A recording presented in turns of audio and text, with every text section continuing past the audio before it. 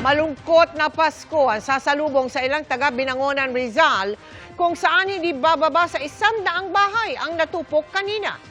Nakatutok si James Agustin.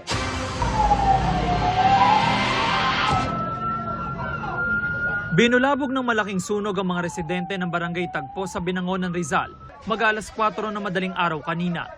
Gumapang ang apoy mula sa Lower Luklukan hanggang sa Bautista Compound.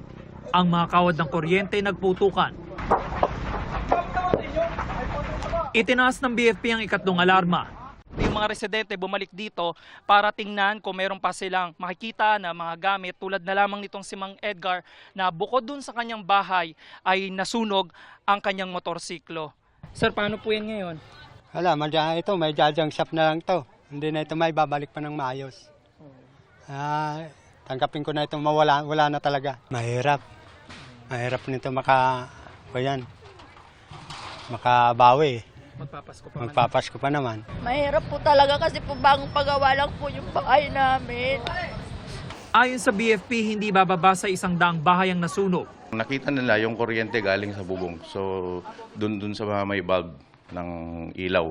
So, malamang sa electrical yung pinagmulan ng sunog. Nalakas na eh. Wala na kaming naisalbang gamit lahat eh. Pansamantalang tumutuloy sa evacuation center mga naapektuhan residente. Para sa GMA Integrated News, James Agustin, nakatutok, 24 oras.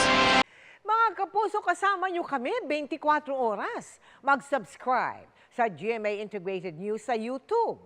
Sa mga kapuso abroad, bisitahin ang GMA Pinoy TV at www.gmanews.tv.